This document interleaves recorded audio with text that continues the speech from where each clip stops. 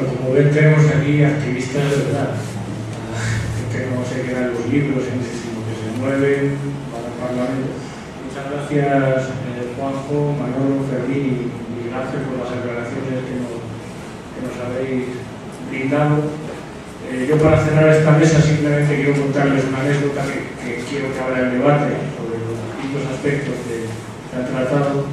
En una ponencia que me tocó dar a mí hace unos años, se me ocurrió plantear a los alumnos de una universidad un ejercicio mental, que era el de que se situaran en la posición de una persona que no sabe absolutamente nada de una religión concreta, como puede ser el cristianismo, igual que hay muchas que no saben nada de otras concretas de otros tipos.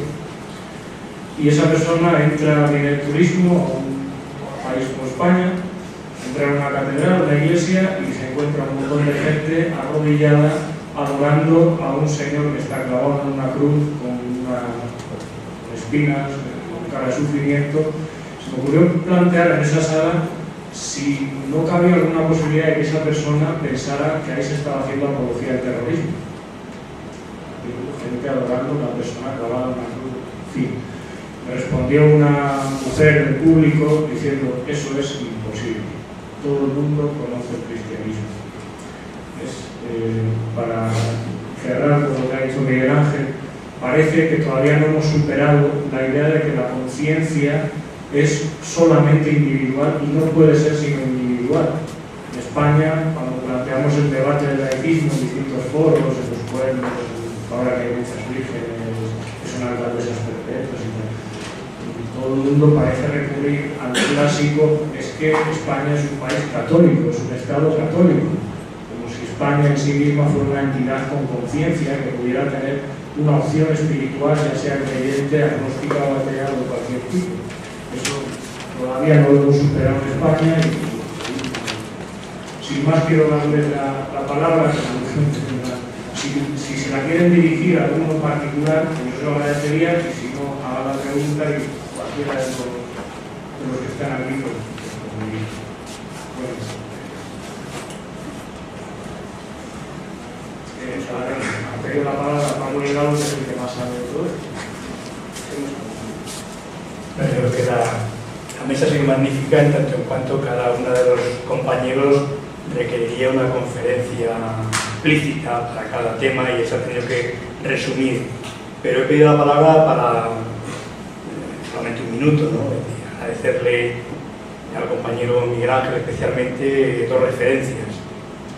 Una referencia última que ha hecho a la revisión del artículo 18 de la Declaración Universal, que el movimiento laicista debería de trabajarlo muy seriamente, porque es de las pocas veces que se hace en público esta referencia a esa revisión, porque está generando innumerables problemas a nivel internacional. Y en segundo lugar, también agradecerle a Miguel Ángel la referencia que ha hecho a la propuesta de ley orgánica de libertad de conciencia que Europa Laica lanzó en el año 2009, avalada por una serie de personas políticas, jurídicas, promovida en su día por Juan González Barón, que era presidente de Europa Laica en años anteriores, en el que interviene también Gonzalo, Enrique Peñarruiz y otra serie de personas, y que es una propuesta de ley orgánica que está ahí, está en la página web de Europa Laica, de laicimo.org, para quien se la quiera bajar. Es Ley de Libertad de Conciencia de Europa Laica, propuesta de ley orgánica, y que se hizo con mucho esfuerzo dentro del marco constitucional actual. Es decir, difícilmente era pensable en aquella época la posibilidad de una reforma de la Constitución, como lo es ahora tampoco, porque hace falta 2 tercios, y entonces se hizo una propuesta de ley orgánica articulada en el marco constitucional actual, es decir, que no haría falta la modificación de la Constitución para que fuera debatida y aprobada como tal en el Parlamento de España, y se puso al servicio de todos los grupos parlamentarios del año 2009. Es cierto que había algunas cosas que revisar en este momento, porque han pasado 8 años, y posiblemente tendríamos que hacer alguna revisión de algunos de los artículos, pero gracias a Miguel Ángel por haber citado.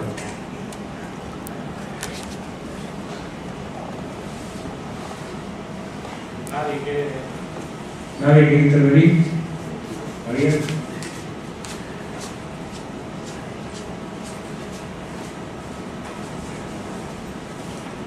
Buenas tardes. O sea, entonces vemos que la aconfesionalidad no es más que una jugarreta del lenguaje, que es de alguna manera es un estado confesional. Mi madre es de Grecia y Grecia es un país confesional y casualmente, aunque es un país confesional en la Constitución, no hay tantas diferencias, ahora que habéis hecho la ponencia, no hay tantas diferencias a nivel jurídico y ni social, porque el hermanamiento de la Iglesia con el Estado es brutal. Lo que, bueno, las riquezas son tremendas y está mucho más en las instituciones. Pero aquí en España es un país aconfesional y está absolutamente los poderes oligárquicos y los 35, las empresas, las grandes familias franquistas que siguen gobernando el país, pues están con la conferencia episcopal, tiene mucho peso, organizaciones como la UCUD y demás también. Y entonces, si Francia es un país históricamente laico, ¿qué circunstancia o qué ha conseguido con el laicismo de los demás países no tienen? Como vamos un poco más de tiempo, os sugiero que cojamos todas las preguntas y luego se respondan todas. Yo estaba relacionado con esa, sería si somos el peor país de Europa en cuanto a privilegios de la Iglesia, si hay estudios o tenéis datos de si España es de los peores países de la Unión Europea en cuanto a privilegios de una institución religiosa o estamos igual que otros países del entorno, estaría relacionado con lo que ha comentado yo.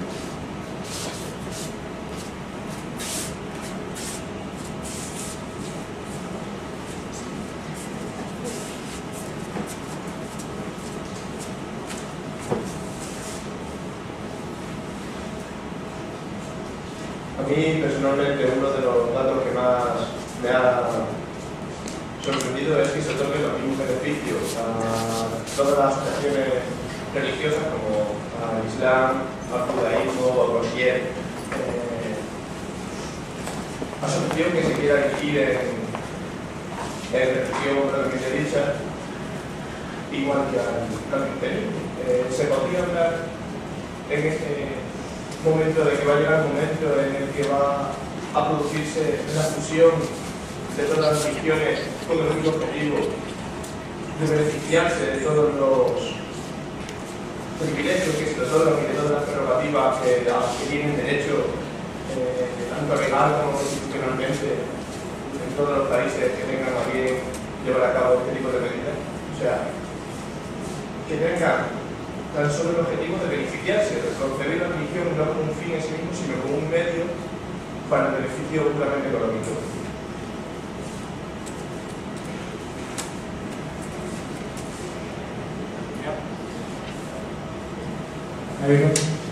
Tenemos 3 preguntas de enjundia difíciles, así que vamos a empezar por la pregunta que nos sugería María. No sé si algún miembro de la mesa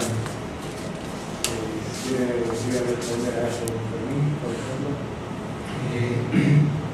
Vamos a ver que cuando Miguel Ángel ha hecho referencia a la memoria, a la tradición democrática de cada país, es las luchas sucesivas a lo largo de la historia por la democracia y en su más amplio sentido. Y en eso Francia, efectivamente, lleva una bandera porque no solamente que en la Revolución Francesa, que fue una revolución de la burguesía realmente progresista frente al antiguo régimen, aquí no se le ha cortado la cabeza a ningún rey, aquí sí.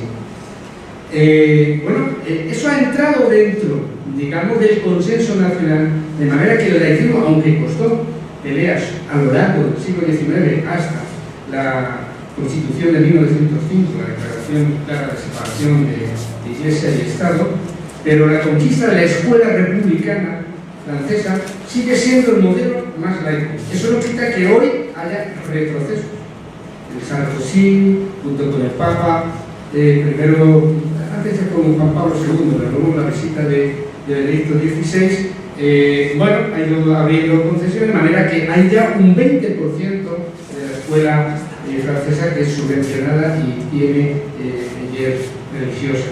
De hecho, la famosa Carta de la Laicidad, que a todos nos que dijeron que se debe poner en todos los colegios, sin embargo, hacía la excepción de que no tenían esa obligación los privados.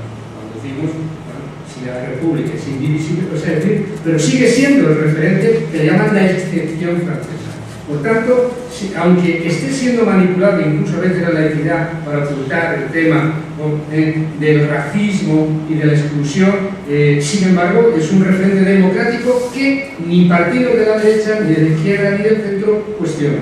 Cosa que aquí, pues, es que ahí estamos oyendo hoy todavía cuestiones muy integristas. Hay una cuestión que yo habéis dicho, yo quiero matizar. No estoy de acuerdo que haya una diferencia fundamental entre aconfesionalidad y laicidad. De hecho, el Tribunal Constitucional hace un poquito dijo es un Estado aconfesional o laico. El principio democrático es el de la separación de Estado e Iglesia. Y es un principio democrático que se ha reivindicado incluso desde la democracia liberal desde hace 200 años. Su reflejo es la neutralidad ideológica, aconfesionalidad, laicidad del Estado. Ahora, si se quiere jugar y retorcer los términos para negar la laicidad, bueno, pero en principio sería la consecuencia de llevar a su conclusión y efecto la efectiva separación de religión y política, de separación de Estado y Iglesia. Por tanto, que no nos guíen con cuestiones terminológicas, como lo de laicidad positiva o laicismo radical. No sé si lo que ha comentado Fermín responde algo a la pregunta del puesto que tenemos en España con respecto a los países del entorno. También sobre todo a lo mejor Portugal, Italia, el sur de Europa, porque creo que el norte, claro, tiene nada. No, mira, hace poquito me ha tocado trabajar en todas partes cuestionadas, porque el poder fáctico de la Iglesia es muy fuerte en todas partes, y entonces tenemos constituciones que son además confesionales. Justamente en los países nórdicos. Hace poquito, Noruega va a hacer una reforma constitucional para eliminar que es constitucionalmente luterana. Como se ha dicho, Grecia es constitucionalmente ortodoxa. Allí los curas son funcionarios, no es que es a través de un dinero, son funcionarios pagados por el Estado. Entonces, y luego, por ejemplo, dentro de la escuela, en Holanda, parece que allí son las escuelas, son sistemas confesionales y los paga a todos el Estado. Hay sistema confesional protestante, luterano, lo hay católico, es decir, que, bueno, aquí lo que pasa es que venimos también de una historia muy concreta, ¿no? Y es del nacionalcatolicismo, en la que efectivamente estamos denunciando que eso no ha sido removido.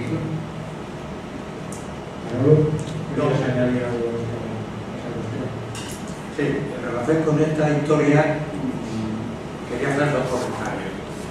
Uno de ellos me parece importante tener en cuenta la diferencia de unos países con respecto a otros, porque el propio Tribunal Europeo de Derechos Humanos, cuando tiene que juzgar hechos que se producen en un país concreto, aparte de la teoría general del derecho de los derechos humanos, tienen en consideración la legislación propia de cada Estado. De tal manera que ante un mismo problema, si se da en dos países diferentes, el tribunal resuelve de manera distinta. Si el caso se da en Francia, así se da en Italia, en España o en Grecia, por ejemplo, ¿no? ¿Por qué? Porque hay países europeos que no tienen una legislación concreta sobre estas cuestiones. Por ejemplo, en España no hay una legislación concreta sobre el tema de la laicidad y sobre los temas que desarrolla la ley de libertad de conciencia. De tal manera que entonces el Tribunal Europeo, cuando tiene que juzgar temas respecto a España, como no hay una legislación positiva, solamente hay una mención constitucional, pero no hay una legislación positiva, entonces no aplica el mismo criterio que en otros países en donde sí hay una legislación positiva, incluso Turquía, en donde en algunas cuestiones hay una legislación positiva sobre determinados aspectos de tipo simbólico, Y entonces el tribunal no tiene en cuenta denuncias de ciudadanos que creen ver vulnerada su libertad de conciencia por determinadas posiciones de Turquía, de la Turquía anterior, ¿no?, de la que estamos ahora entrando, y Irán. Por tanto, esto a nivel, digamos, internacional es importante tener esta consideración. La segunda cuestión que tenemos que tener en consideración a la hora de valorar qué es lo que ha pasado en Europa. En Europa ha pasado una cosa, y es que históricamente ha habido dos procesos de secularización y dos procesos de, cuando hablo de secularización me refiero a dos procesos de separación o de relación, mejor dicho, entre las iglesias y el Estado. Una es la que correspondió a la Europa de la Reforma Protestante, que corresponde a la Europa central y nórdica, en donde ahí el proceso histórico que desarrolló la Reforma llevó a que los Estados fueran los que asumieran la relación y el poder sobre las iglesias nacionales que se constituían, de tal manera que el Estado era el que ejercía el poder sobre las iglesias, hasta tal punto, pero bueno, para nosotros, como laicismo, tan vulnerador de la laicidad es ese proceso histórico de los países nórdicos en los que el Estado supone una injerencia sobre los religiosos, de tal manera que, aparte de lo que ha dicho Fermín sobre el tema decirte que, por ejemplo, los curas luteranos son funcionarios de los estados. Aquí nos quejamos de que el Estado paga a la Iglesia Católica para que le pague el sueldo a los curas. Allí es que los curas son funcionarios. De tal manera que cuando surge la discusión y el debate sobre la ley de matrimonios homosexuales, el Estado les dice a los clérigos luteranos: y ustedes tienen que realizar el matrimonio homosexual, independientemente de lo que ustedes crean o dejen de creer. Ustedes son funcionarios y las creencias es una cosa y ustedes son funcionarios. Fíjense, digamos, el punto de vista diferenciador de un proceso al que hemos tenido los países del sur, en donde la relación Iglesia Católica dominante ha mantenido un papel hegemónico sobre el Estado y lo ha querido seguir manteniendo a través de los concordatos. Por eso, cuando yo introduje mi intervención, mi primera diapositiva fue precisamente recordar los concordatos que habíamos tenido en España. Y ese proceso es el mismo que se ha tenido en Portugal, que se ha tenido en la zona, digamos, de la Europa central. Pues ha habido épocas con concordatos. De hecho, ahora mismo Francia, por ejemplo, tiene dos regiones donde todavía el concordato está vigente, las Alpes y Lorenas.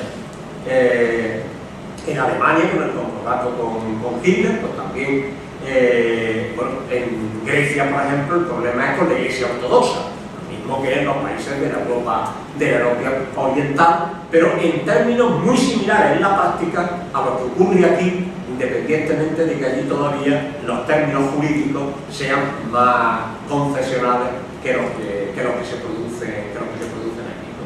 Entonces, lo digo para situarlo y para valorar con la gente.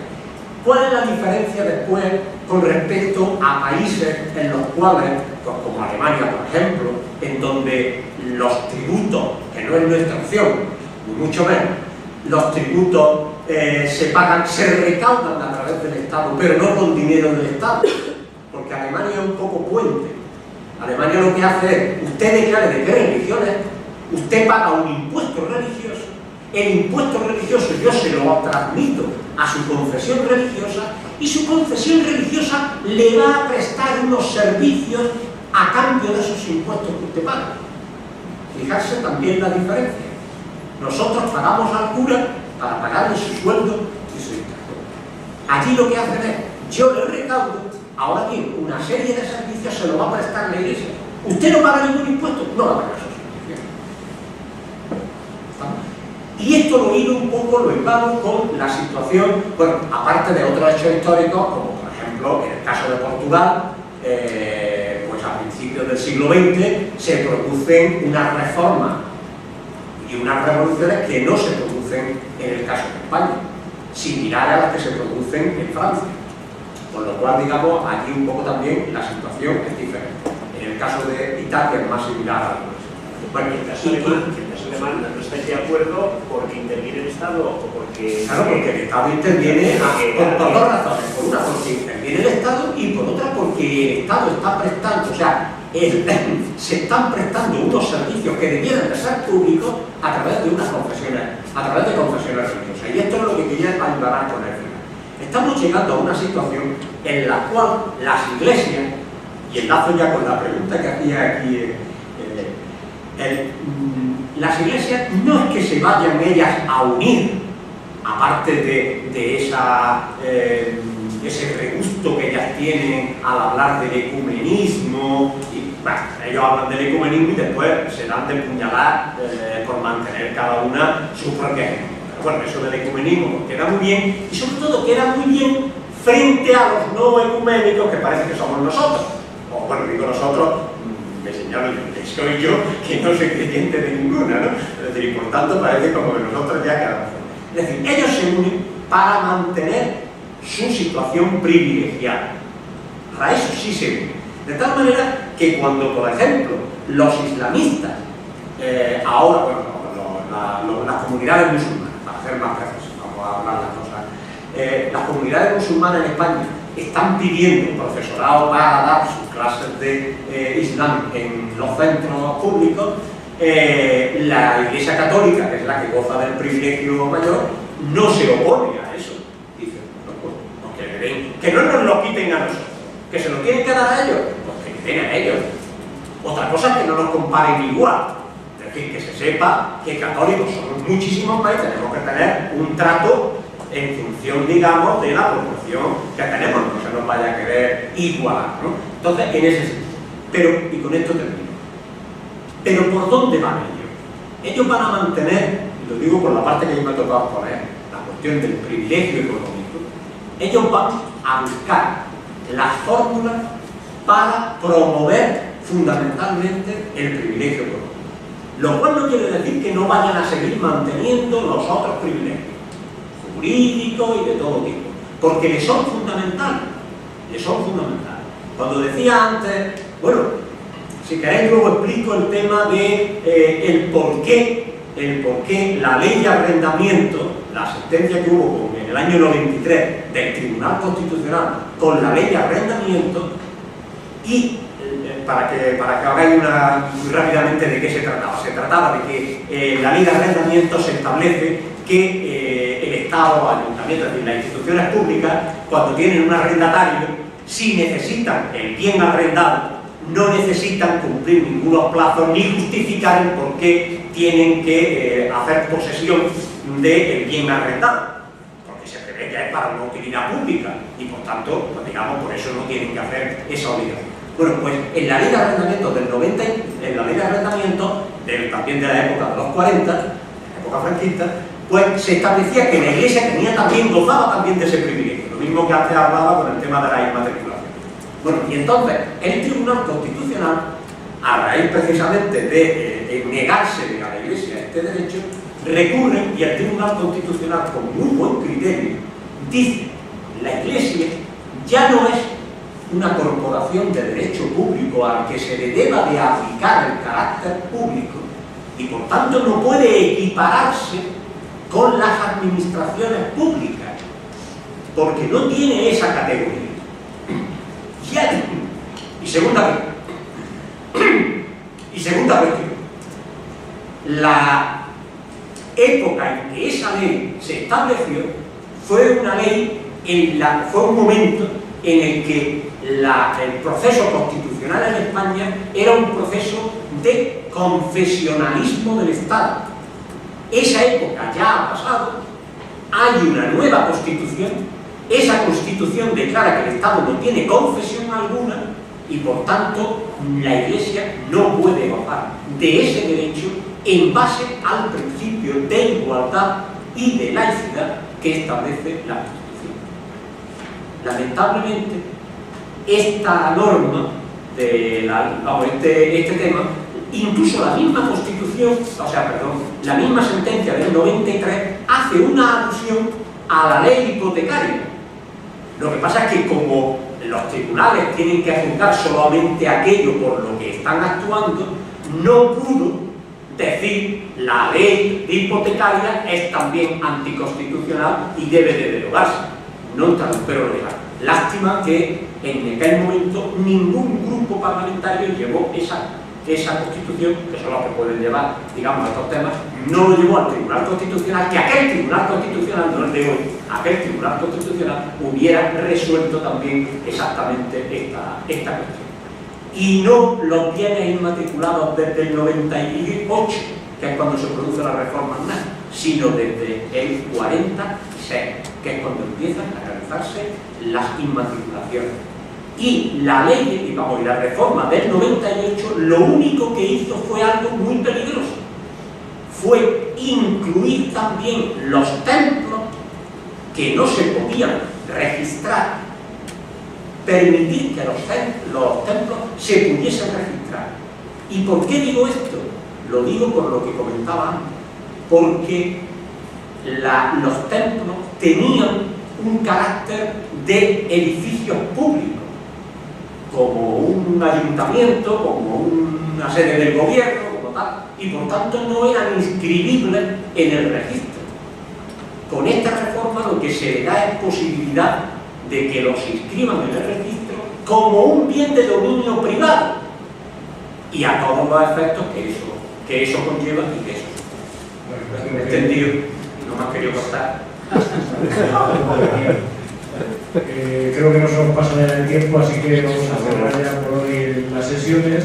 Quedan muchas cosas en el tintero. La última cuestión de Vicente la retomaremos mañana, seguro en alguna de las ponencias, y simplemente les emplazo mañana para que sean puntuales. A las 9 de la mañana empieza la primera ponencia. Mañana tenemos 4 sesiones, 2 por la mañana y 2 por la tarde. Estoy convencido que les va a sorprender, que vienen personas que son muy interesantes en este aspecto, y solo les pido eso, que sean puntuales para que podamos tener el tiempo adecuado de descanso y llegarnos al final del día sin arrastrarnos.